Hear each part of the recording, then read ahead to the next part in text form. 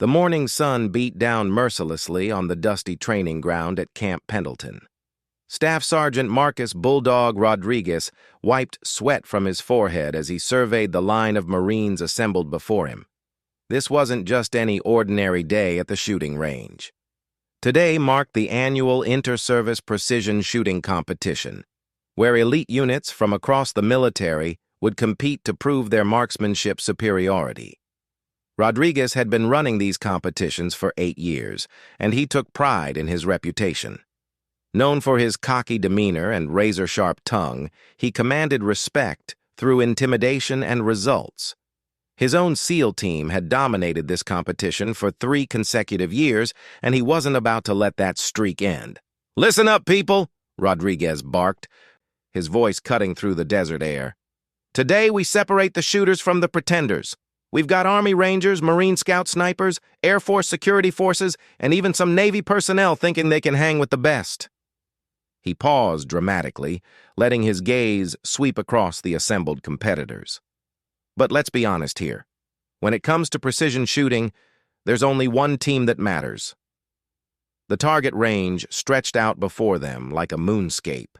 Metal silhouettes dotted the terrain at various distances, starting at 800 meters and extending all the way to an intimidating 800 meters.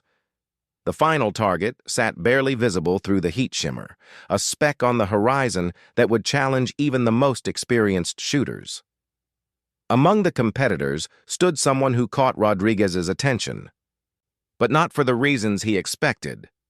Petty Officer Second Class Sarah Chen stood quietly at the back of the group, her slight frame almost lost among the towering figures of male soldiers and Marines.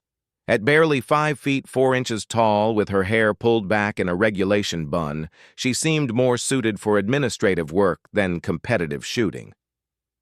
Chen had arrived with a small contingent from Naval Special Warfare Development Group, though she wasn't technically part of their combat units. She worked in intelligence analysis, spending most of her days hunched over computer screens, analyzing satellite imagery and enemy movement patterns. Her presence at this competition had raised more than a few eyebrows. "Now, before we begin," Rodriguez continued, his voice dripping with condescension, "I want to make something clear. This isn't some feel-good participation trophy event. This is about proving who has the skill, the nerve, and the backbone to make shots that matter when lives are on the line." The competition rules were straightforward. Each team would have their best shooter attempt the progressive distance challenge. Starting at 800 meters, they would work their way up through increasingly difficult shots. The final challenge stood at 3,800 meters, a distance that pushed the absolute limits of small arms capability.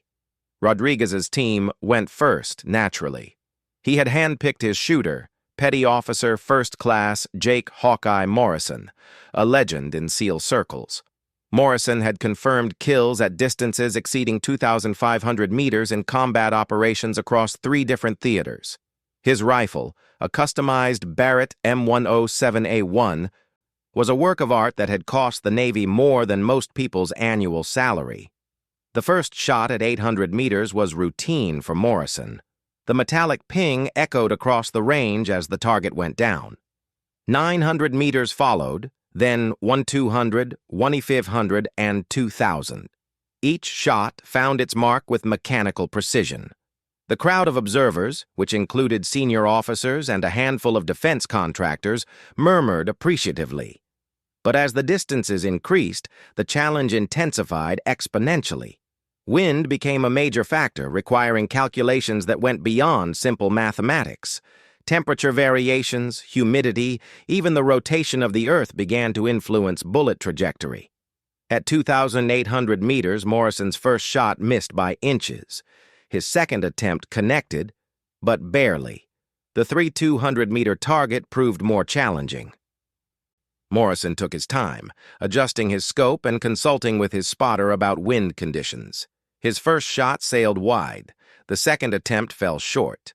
On his third try, he managed to clip the edge of the target, enough to count as a hit, but far from impressive. Now came the ultimate challenge, 3,800 meters. At this distance, the target appeared as nothing more than a distant shimmer through the scope. Morrison settled into his shooting position, his breathing controlled and methodical.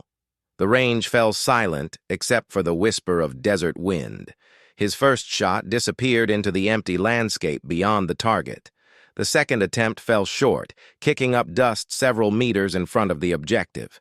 As Morrison prepared for his third shot, tension mounted among the spectators. This was the kind of shot that separated legends from mere mortals. The third shot missed wide to the left. The fourth sailed high. With each subsequent attempt, Morrison's frustration became more visible. His spotter kept adjusting calculations, factoring in every conceivable variable, but the shots continued to miss their mark. By the time he reached his 11th and final attempt, even Rodriguez's confident smirk had faded. The 11th shot struck the ground 20 meters short of the target. Morrison's shoulders sagged as he stepped back from his rifle. The crowd stood in uncomfortable silence, unsure how to react. Rodriguez's team had failed to hit the longest-range target, something that had never happened in the competition's history. "Well," Rodriguez announced, his voice still carrying bravado despite the obvious disappointment, "looks like 3,800 meters might just be beyond human capability. Any other brave souls want to try their luck at the impossible shot?" He scanned the remaining competitors with a mixture of challenge and mockery in his eyes. Several teams had already completed their attempts at the shorter distances with varying degrees of success, but none had even attempted the final challenge after witnessing Morrison's failure. "Come on," Rodriguez continued, his tone becoming more taunting. "Don't tell me we're going to let this competition end without anyone even trying for the big prize. Any snipers up for this?" The silence stretched uncomfortably long. Several of the Army Rangers exchanged glances, but their designated shooter shook his head. The Marine Scout sniper team huddled briefly in discussion before declining. Even the Air Force representatives seemed content to avoid the humiliation of attempting what their more experienced colleagues had failed to accomplish. It was then that Sarah Chen stepped forward. Her movement was so quiet that several people didn't notice at first. When Rodriguez finally spotted her raising her hand, his expression shifted from annoyance to outright amusement. "Oh, this is rich," he said, not even trying to hide his laughter. "The intel analyst wants to take a shot at the impossible target. What's your longest confirmed kill, Officer Chen? 1,000 meters? 1,500? Chen's voice was steady when she replied, "I'd like to attempt the shot, Staff Sergeant." Rodriguez looked around at the other competitors, as if expecting them to join in his amusement. "Ladies and gentlemen, we have a volunteer. The Navy's intelligence specialist thinks she can succeed where our best combat-proven sniper just failed 11 times. Some of the observers shifted uncomfortably. The mockery in Rodriguez's voice was becoming increasingly unprofessional, but his position and reputation made direct confrontation unlikely. Chen seemed unfazed by the attention, her expression remaining calm and focused. "Tell you what, Chen," Rodriguez continued, "if you can hit that target on your first try, I'll personally recommend you for sniper school. Hell, I'll even apologize for underestimating you in front of everyone here." He paused for effect. "But when you miss, and you will miss, I want you to admit that this competition isn't a place for paper pushers and desk jockeys." The terms were harsh and unprofessional, but Chen simply nodded. "That's acceptable, Staff Sergeant." As she moved toward the shooting position, whispers began among the spectators. Few people knew much about Chen's background, and her presence at this competition had been a surprise to almost everyone. What they didn't know was that Chen had grown up on a ranch in Montana, where shooting wasn't a sport, but a necessity for protecting livestock and putting food on the table. Chen's rifle was notably different from Morrison's high-tech Barrett. She carried a modified Remington 700 that looked almost primitive by comparison. The weapon showed signs of extensive use and modification, with a worn stock that had been shaped and reshaped by countless hours of handling. While Morrison's rifle represented the cutting edge of military technology, Chen's weapon embodied the accumulated wisdom of generations of precision shooters. As she approached the firing line, Chen's demeanor changed subtly. The quiet intelligence analyst seemed to transform into someone else entirely. Her movements became more deliberate, her focus intensifying. She took her time setting up her position, ignoring the whispered comments and barely concealed laughter from some of the observers. Rodriguez watched with poorly concealed anticipation, already composing the speech he would give after Chen's inevitable failure. In his mind, this would serve as a perfect object lesson about the difference between real operators and support personnel who thought they could play soldier. What Rodriguez didn't know was that he was about to witness something that would fundamentally change his understanding of what was possible. The reserved woman preparing to take the shot that 11 attempts had failed to achieve was about to demonstrate that sometimes the most dangerous opponents are the ones you never see coming. Sarah Chen settled into her shooting position with the fluid grace of someone who had done this thousands of times before. Unlike Morrison's rigid military stance, Chen's posture seemed almost casual, yet every element was precisely calculated. Her left hand supported the rifle's forend with just the right amount of pressure, while her right hand gripped the stock with relaxed confidence. The observers fell silent as Chen began her preparation routine. She didn't rush to set up her scope or frantically consult range cards like Morrison had done. Instead, she closed her eyes and simply listened. For nearly 2 full minutes, she remained motionless, her breathing so controlled it was barely visible. "What is she doing?" whispered one of the Marine observers to his companion. "Probably praying," came the sarcastic reply from someone in Rodriguez's group. But Chen wasn't praying. She was reading the environment in a way that few modern military snipers had learned to do. Growing up on her family's ranch, she had learned to hunt from her grandfather, a Korean War veteran who had taught her that successful long-range shooting was as much about patience and intuition as it was about technology and mathematics. The wind at ground level was barely noticeable, but Chen could feel subtle variations in temperature and air pressure that indicated different conditions at various altitudes. Her grandfather had taught her to look for the signs that most people missed, the way distant heat shimmer moved, the pattern of dust kicked up by vehicles miles away, even the behavior of birds in flight. When Chen finally opened her eyes, her expression had changed completely. The nervous intelligence analyst was gone, replaced by someone with the focused intensity of a predator. She made minute adjustments to her rifle's position, her movements so small they were almost imperceptible. Rodriguez checked his watch impatiently. "Any time today, Chen? We don't have all afternoon for your meditation session." Chen ignored the comment entirely. She was in what her grandfather had called the zone, a mental state where external distractions simply ceased to exist. Her world had narrowed to encompass only 3 things: her rifle, the target, and the invisible path between them. Through her scope, the target at 3,800 meters appeared as nothing more than a dark speck against the desert backdrop. At this distance, even the most powerful optics struggled to provide a clear image. Chen had to rely as much on memory and instinct as on what she could actually see. She began calculating her shot, but not in the way Morrison had done. While Morrison had relied heavily on ballistic computers and range cards, Chen's approach was more intuitive. She factored in wind speed and direction, but she also considered things that couldn't be programmed into a computer. The way the air felt against her skin, the quality of the light, the subtle vibrations in the ground beneath her. Her rifle loaded a single round, a hand-loaded .338 Lapua Magnum cartridge that she had crafted herself. Unlike the military's standard ammunition, Chen's rounds were individually tailored to her specific rifle, each one tested and refined through hundreds of hours of practice shooting. "She's taking forever," Rodriguez muttered to Morrison, probably trying to figure out which end of the rifle the bullet comes out of. Morrison didn't respond.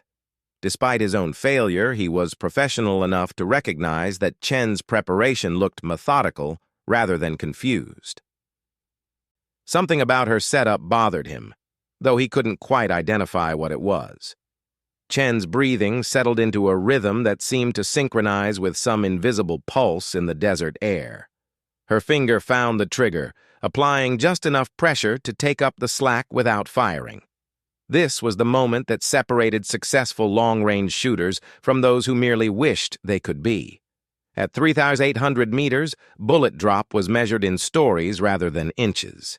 Her projectile would arc high into the desert sky before beginning its long descent toward the target. Wind drift could push the bullet several meters off course, and even the Coriolis effect caused by the Earth's rotation would influence its path. But Chen had made this shot before, not in military training but in the mountains of Montana, where she had taken elk at similar distances using her grandfather's rifle. The fundamentals remained the same: smooth trigger pull, proper follow-through, and absolute confidence in her calculations. The silence stretched until it became uncomfortable for the observers. Even Rodriguez's smug expression began to show signs of impatience mixed with curiosity. Chen had been in position for nearly 5 minutes, far longer than any reasonable shooting preparation required. Finally, almost imperceptibly, Chen's breathing stopped. The pause between heartbeats stretched into what felt like eternity. Her trigger finger applied steady, increasing pressure until the rifle's mechanism reached its breaking point. The shot broke like thunder across the desert range.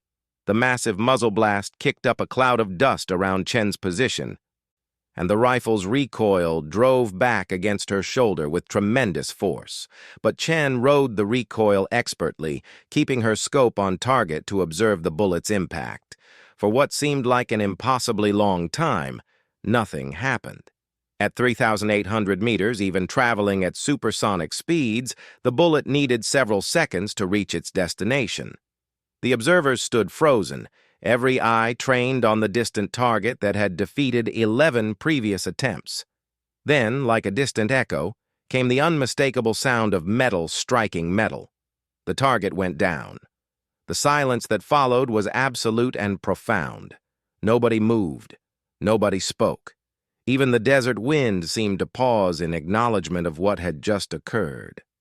Rodriguez stared through his binoculars at the fallen target, his expression cycling through disbelief, confusion, and something approaching shock. He raised and lowered the binoculars several times, as if the image might change if he looked again. "Did she just—" Morrison began, then stopped, apparently unable to finish the question. Chen calmly engaged her rifle's safety and began the process of unloading her weapon. Her movements were methodical and professional, showing no trace of excitement or surprise. She might have just completed a routine training exercise rather than accomplishing something that veteran snipers would discuss for years to come. "I need confirmation on that target," Rodriguez called out, his voice lacking its earlier confidence. A vehicle was dispatched to verify the hit. The drive across the desert terrain took nearly 20 minutes, during which the assembled crowd waited in tense silence. Chen had moved away from the firing line and was cleaning her rifle with the same calm efficiency she had shown throughout the entire process. When the radio crackled to life with the spotter's report, his voice carried a tone of amazement that cut through the desert air. "Target confirmed hit. Center mass. Clean entry hole approximately 6 inches from the target center." The crowd erupted in a mixture of applause, shouts, and heated discussions. Several officers immediately began asking Chen about her background and training. Defense contractors started making inquiries about her availability for consulting work. Even Morrison approached to offer his respect and congratulations. But Rodriguez remained silent, his face cycling through a range of emotions as he struggled to process what had just occurred. His carefully constructed worldview, built on years of military hierarchy and assumptions about combat capability, had just been shattered by a quiet intelligence analyst with a ranch girl background. Chen accepted the congratulations graciously, but without any trace of smugness or satisfaction. To her, this had simply been a shooting problem that required solving, no different from the analytical challenges she faced in her intelligence work. The distance had been extreme, but the fundamentals remained the same as any other precision shot. As the crowd began to disperse and equipment was packed away, Rodriguez found himself standing alone near the firing line, staring out at the desert where an impossible shot had just become reality. The target that had defeated his best sniper 11 times had fallen to a single round from someone he had dismissed as unqualified to even attempt the challenge. The implications of what had just occurred would resonate far beyond this single competition. Word would spread through military sniper communities about the intelligence analyst who had made the shot that proved everyone's limits were self-imposed. Training programs would be re-evaluated, and assumptions about who belonged in precision shooting roles would be questioned. But perhaps more importantly, Rodriguez was beginning to realize that his understanding of what made someone a capable operator might need some fundamental revision. The aftermath of Chen's impossible shot spread through the military community like wildfire. Within hours, cell phone videos of the moment were circulating among sniper units across all service branches. By evening, senior officers who hadn't attended the competition were calling for detailed reports about the woman who had accomplished what their best shooters had failed to achieve. Rodriguez found himself in an uncomfortable position. His public mockery of Chen had been witnessed by dozens of personnel, including several field-grade officers. The video footage made it clear that his behavior had been unprofessional, and now the object of his ridicule had proven herself more capable than his own hand-picked expert. 3 days after the competition, Rodriguez was called into his commanding officer's office. Captain James Mitchell was a career Navy officer who had little patience for ego-driven leadership failures. He had reviewed the incident reports and watched the video footage multiple times before requesting this meeting. "Explain to me, Staff Sergeant, how you managed to turn what should have been a routine training exercise into a public relations nightmare," Mitchell began, his voice carrying the kind of calm authority that made subordinates extremely nervous. Rodriguez had spent those 3 days trying to formulate an explanation that wouldn't end his career. "Sir, I was conducting the competition according to established procedures. Officer Chen's shot was remarkable, but my methods were standard for this type of event." Mitchell leaned back in his chair, studying Rodriguez with the kind of expression that suggested he was seeing something unpleasant. "Standard procedures don't typically include publicly humiliating fellow service members or creating betting pools on their failure. Would you like to revise your assessment of what happened?" The truth was that Rodriguez had indeed encouraged informal wagering on Chen's failure, and his commentary throughout her preparation had been recorded by multiple observers. His attempts to create entertainment at Chen's expense had backfired spectacularly, and now he faced the consequences. "Sir, I may have been overly confident in my evaluation of Officer Chen's capabilities," Rodriguez admitted, the words feeling like ground glass in his throat. "You think so?" Mitchell's tone dripped with sarcasm. "Let me tell you what I think happened. You saw someone who didn't fit your narrow definition of what a shooter should look like, and you decided to use her as an example to entertain your friends. You never bothered to research her background or consider that maybe, just maybe, she might know something you didn't." Mitchell pulled out a file folder that Rodriguez recognized as Chen's service record. "Did you know that Officer Chen grew up on a working ranch where long-range shooting was a daily necessity? Did you know she holds multiple civilian shooting championships in disciplines most of our snipers have never even heard of? Did you know she specifically requested assignment to this competition because she wanted to contribute to improving our long-range shooting capabilities?" Each revelation hit Rodriguez like a physical blow. He had made assumptions based on appearance and military occupation specialty without bothering to learn anything about Chen's actual qualifications. His prejudices had blinded him to the possibility that expertise might come from unexpected sources. But that's not the worst part, Mitchell continued. The worst part is that your behavior has now been seen by defense contractors, allied military observers, and senior officers from across the Department of Defense. You managed to make the entire Navy look unprofessional while simultaneously failing to recognize exceptional talent within our own ranks. The conversation continued for another 30 minutes, during which Rodriguez received formal counseling that would become part of his permanent record. His role in future training exercises was curtailed, and he was required to attend sensitivity training focused on recognizing and developing talent regardless of traditional expectations. Meanwhile, Chen's life had changed dramatically. Her single shot had attracted attention from sniper units throughout the military, and she found herself fielding requests for consultation on long-range shooting techniques. The Naval Special Warfare Command had approached her about developing new training protocols that incorporated her unconventional methods.